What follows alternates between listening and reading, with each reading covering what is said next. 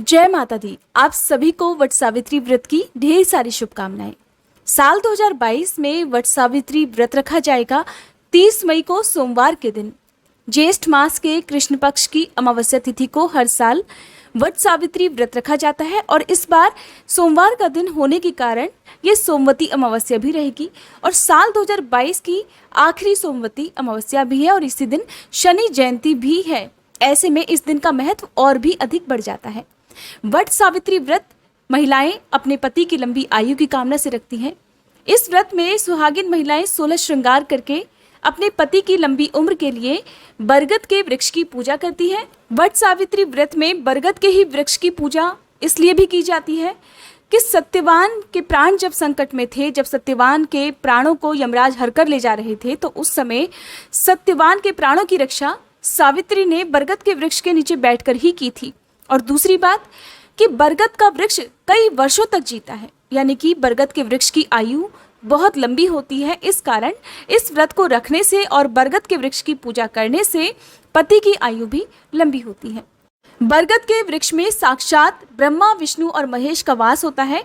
साथ ही इस वृक्ष में हर समय माँ लक्ष्मी जी का भी वास होता है। ऐसे में वट सावित्री व्रत के दिन बरगद के वृक्ष की पूजा करने से सभी प्रकार के रोगों से मुक्ति होती है, पति की लंबी आयु का वरदान प्राप्त होता है, घर में सुख शांति बनी रहती है और बरगद के वृक्ष की पूजा करने पर सच्चे मन से जो कुछ भी मांगा जाए वो सब कुछ जीवन में प्राप्त होता है। सुहागिन महिलाएं वट सावित्री व्रत के दिन 16 श्रृंगार करके घर से ही बांस की टोकरी में जो पूजा का सामान है, जल है, वो लेकर जाती हैं। आसपास जो भी बरगद का वृक्ष हो वहां जाकर विधिवत पूजा करती हैं। उससे पहले बरगद के वृक्ष के नीचे साफ सफाई अच्छे से कर लेनी चाहिए। आज के इस वीडियो में आप जानने वाले हैं वट सावित्री व्रत की पूजा विधि के साथ साथ वट सावित्री व्रत की तिथि और शुभ मुहूर्त के बारे में। हमारे देश में वट सावित्री का व्रत ज्येष्ठ मास की अमावस्या को तो कुछ जगह पर ज्येष्ठ मास की पूर्णिमा के दिन भी रखा जाता है। ऐसे में आपके यहाँ जिस दिन भी ये व्रत रखा जाता हो, चाहे अमावस्या के दिन या पूर्णिमा के दिन, इसकी पूजा विधि बिल्कुल एक जैसी होती है, बस तिथि और शुभ मुहूर्त बदल जाता है। वट सावित्री व्रत रखने वाली सुहागिन महिलाओं को इस दिन सुबह जल्दी उठकर स्नान आदि से निवृत्त होकर साफ स्वच्छ लाल रंग के वस्त्र धारण करने चाहिए। बहुत सी जगह पर आज के दिन जो सुहागिन महिलाएं हैं वो अपनी शादी का जोड़ा पहनकर पूजा करती हैं, तो आपके यहाँ जैसी भी मान्यता हो आप उसके अनुसार पूजा करने की तैयारी करें। बांस की टोकरी में या कोई भी टोकरी में आप जो पूजा का सामान है वो पहले से ही रख लें, क्योंकि वट सावित्री व्रत में कच्चे चने से, जिसे एक दिन पहले ही भिगा कर रख दिया जाता है, उस भीगे चने से परिक्रमा की जाती है। कुछ जगह पर मूंगफली के दानों से भी पूजा की जाती है। यदि आप कच्चे चने भिगाना भूल गए हैं, काले वाले चने जो होते हैं, तो आप मूंगफली के दानों से भी पूजा कर सकते हैं। तो आपको पूजा के लिए जो जरूरी सामग्री है वो देखिए 16 श्रृंगार की जो सामग्री होती है, चाहे चूड़ी, बिंदी, लिपस्टिक, सिंदूर या आप जो भी पहन सकते हो, जो भी आप किसी को दान में दे सकते हो, वो सारी 16 श्रृंगार की जो सामग्री है वो आप जरूर रखें। ध्यान रख लें कि कोई भी सामग्री खंडित ना हो। इसके अलावा रोली, मौली जिसे कलावा भी कहते हैं, मौली के अलावा आप कच्चा सूत जिसे कि बरगद के वृक्ष पर बांधा जाता है वो आपके पास जरूर होना चाहिए। चंदन, अक्षत और घर से बना हुआ मीठा पकवान, चाहे आप मीठी पूड़ी बनाएं या मालपुए बनाएं या जो भी मीठा पकवान हो, चाहे खीर हो। इसके अलावा फल, मिठाई और जो मौसमी फल आजकल चलते हैं, खरबूजा, तरबूज, ये आप अपनी जो टोकरी है पूजा की उसमें रखें। और साथ ही जल से भरा हुआ एक कलश आपको घर से ही लेकर जाना है। जल उस कलश में घर से ही लेकर जाना है। यदि हो सके तो मिट्टी का जो कलश आता है जिसमें टोटी बनी होती है आप वो लेकर जाएं, क्योंकि जब बरगद के वृक्ष की परिक्रमा की जाती है तो लगातार उस लोटे से ये जल आपको परिक्रमा करते समय गिराना होता है। जल की धार टूटनी नहीं चाहिए। एक परिक्रमा आप पूरी कर पाए और लगातार ये जल गिरता रहे, इस तरह से आपको जल की धार गिरानी है। परिक्रमा कितनी करनी चाहिए? तो देखिए, वैसे तो परिक्रमा 108 बार की जाती है। 108 बार संभव ना हो तो आप 3, 5 या 7 बार परिक्रमा भी कर सकते हैं। जो जल की धार गिराई जाती है वो आप कम से कम एक परिक्रमा जरूर पूरी करें। उसके बाद आप बिना जल की धार गिराए वो परिक्रमा की जो संख्या है वो जरूर पूरी करें। तो सबसे पहले तो आपको बरगद के वृक्ष के नीचे साफ सफाई कर लेनी चाहिए। ये बात तो उन लोगों के लिए है जिनके आसपास बरगद का वृक्ष है। अगर बरगद का वृक्ष ना हो तो आप घर पर ही गमले में बरगद के वृक्ष की टहनी लाकर विधिवत पूजा कर सकते हैं। पूजा विधि बिल्कुल वैसे ही होती है। बहुत सारी जगह पर हो सकता है कुछ मान्यताएं अलग हों, तो आप सबसे पहले बरगद के वृक्ष की जड़ में मीठा जल अर्पित करें। मीठा जल अर्पित ना करें तो सादा जल भी आप अर्पित कर सकते हैं। उसके बाद रोली, अक्षत, कुमकुम अर्पित करें। जो भी फल मिठाई है वो अर्पित करें। फिर आप जो कच्चा सूत है उसे आप 3, 5 या 7 बार वृक्ष के चारों ओर लपेटें। जब आप परिक्रमा करते हैं तो उस समय जो भी आपने भीगे हुए चने हैं या मूंगफली के दाने हैं वो अपने हाथ में रखने हैं और हर बार परिक्रमा करते समय आपको एक एक दाना एक परिक्रमा पूरी होने पर वृक्ष की जड़ में अर्पित करना है। इस तरह से आपके बरगद के वृक्ष की परिक्रमा पूरी होती है। धूप दीपक जलाकर आप जब पूजा करते हैं तो आप अपने साथ बांस का पंखा जरूर लेकर जाएं। बांस का पंखा यदि आपके पास ना हो तो आप ऐसे में पेपर फैन भी बना सकते हैं। पेपर से, कागज से भी पंखा बनाकर उससे भी आप बरगद के वृक्ष की हवा कर सकते हैं। कोशिश यही करनी चाहिए कि प्लास्टिक से बनी चीज़ों का प्रयोग आज के दिन कम से कम करना चाहिए। बरगद के वृक्ष की आपको पंखे से हवा करनी है। शाम को जब आप पूजा दोबारा से करते हैं तो अपने पति की भी इस पंखे से आपको हवा करनी चाहिए। पैर छूकर आशीर्वाद लेने के बाद ये व्रत खोला जाता है। ये विधि तो है सुबह के समय की, तो आप सुबह के समय जब पूजा करते हैं तो बरगद के वृक्ष के छूकर आप बरगद के वृक्ष में वास करने वाले सभी देवी देवताओं से प्रार्थना करें कि वे आपके पति की हर प्रकार से रक्षा करें। यदि आपके पति के ऊपर कोई भी प्रकार का संकट हो या आने वाला संकट हो तो उससे वो आपके पति की रक्षा करें। घर से ले जाई जाने वाली पूजन सामग्री में सत्यवान सावित्री की मूर्ति या तस्वीर भी आप जरूर लेकर जाएं। बरगद के वृक्ष के नीचे उन मूर्तियों को स्थापित कर आप उनकी पूजा भी करें, सिंदूर तिलक लगाएं, फल फूल वस्त्र अर्पित करें और जो भी श्रृंगार की सामग्री है इसे आप अपने घर की ही किसी सुहागिन महिला को दान में दे सकती हैं। जिन्हें आप हर साल यदि करवा चौथ का व्रत रखती हैं तो उन्हें भी ये सामग्री दान में दे सकती हैं। तो सुबह की पूजा करते समय आप बरगद के वृक्ष में 7 बार सिंदूर से तिलक भी करें क्योंकि अमावस्या का दिन है। तो भगवान शिव और माँ पार्वती की पूजा भी करें।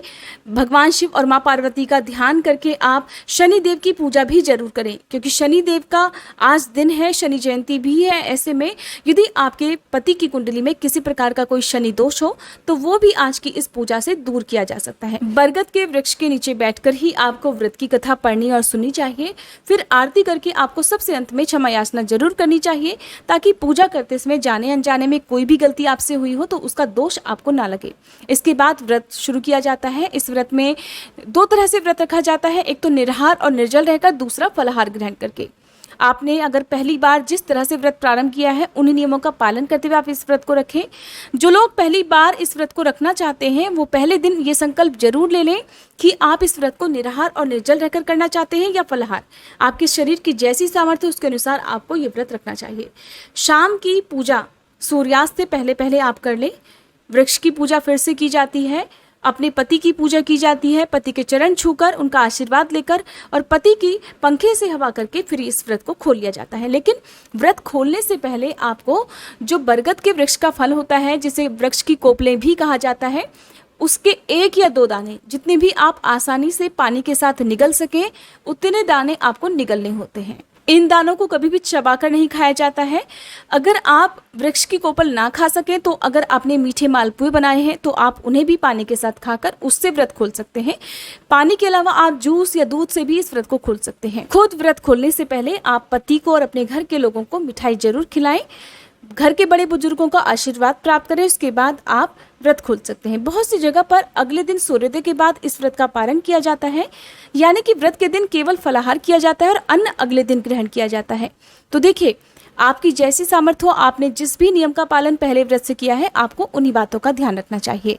यदि वट वृक्ष ना हो तो ऐसे में आप घर पर ही एक गमले में, साफ गमले में वट वृक्ष की टहनी की स्थापना करके उनकी पूजा आप कर सकते हैं। लेकिन वट सावित्री व्रत की पूजा बिना वट वृक्ष के अधूरी रहती है, इस बात का आपको ध्यान रखना है। आप चाहे कैसे भी अरेंज करें क्योंकि मार्केट में आपको हर जगह या नर्सरी में वट वृक्ष भी मिल जाएगा, टहनी भी मिल जाएगी। बरगद के वृक्ष की पूजा करते समय आज के दिन रुई की बत्ती की जगह आप कलावे का, जिसे मौली कहते हैं, उसका प्रयोग करें या कच्चे सूत की बत्ती बनाकर उसका प्रयोग भी आप कर सकते हैं। उससे आप दीपक जला सकते हैं। आटे का दीपक यदि जलाते हैं तो चौमुखा दीपक जलाएं, आपकी मनोकामना जल्दी पूर्ण होगी। जिन लोगों का वैवाहिक जीवन सुखद नहीं है ऐसे में ऐसी पत्नियों को चाहिए कि अपने मन को शांत रखते हुए और भगवान में अटूट श्रद्धा और विश्वास रखते हुए इस व्रत को करें। आप दोनों के बीच के संबंध मधुर होते रहेंगे। आइए अब जान लेते हैं अमावस्या की तिथि और वट सावित्री व्रत के शुभ मुहूर्त के बारे में। साल 2022 में 30 मई सोमवार के दिन ज्येष्ठ अमावस्या है और इसी दिन वट सावित्री व्रत भी रखा जाएगा। अमावस्या का व्रत भी इस दिन रखा जाएगा। अमावस्या की तिथि जब 2 दिन तक होती है तो ऐसे में उदया तिथि के अनुसार इस व्रत को किया जाता है। तो उदया तिथि 30 मई को ही है, इसलिए आपको इस बारे में कोई कंफ्यूजन नहीं होना चाहिए। अमावस्या की तिथि प्रारंभ होगी 29 मई रविवार की दोपहर 2:56 से और समाप्त होगी 30 मई सोमवार की शाम 5 बजे। ऐसे में अमावस्या की जो शाम की पूजा है वो आप शाम 5 बजे से पहले पहले हर हाल में कर लीजिएगा। वट सावित्री व्रत के दिन सूर्योदय का समय रहेगा सुबह 5:45 और सूर्यास्त का समय रहेगा शाम 7:03 पर। वट सावित्री व्रत के दिन आपको पूजा करते समय राहु काल के समय का भी ध्यान रखना है। राहु काल का समय रहेगा सुबह 8:30 से लेकर 9:30 तक। इस तरह से कुल 1 घंटे का ये समय रहने वाला है। तो आप सुबह की पूजा 8:30 से पहले पहले हर हाल में कर लें और शाम की पूजा 5 बजे से पहले पहले हर हाल में कर लें। या तो फिर आप सुबह अगर देर हो गई है आपको तो आप राहु काल का समय बीतने के बाद पूजा कर सकते हैं। राहु काल के समय की गई पूजा पाठ का या किए गए दान का कोई भी पुण्य प्राप्त नहीं होता है, इसलिए आप आज के दिन जो भी दान करें वो भी आप शुभ मुहूर्त के समय ही करें। राहु काल का समय छोड़कर आप कभी भी दान कर सकते हैं। ये थी आज की वीडियो। आने वाली वीडियो में आपको पता चलेगा जो लोग पहली बार वट सावित्री का व्रत रखना चाहते हैं उन्हें किन किन नियमों का पालन पहले दिन करना चाहिए, किन किन बातों का ध्यान आपको इस सारा दिन रखना चाहिए। ये बातें अगर आप जानना चाहते हैं तो हमारे चैनल पर आगे आने वाली वीडियोस को जरूर देखिएगा।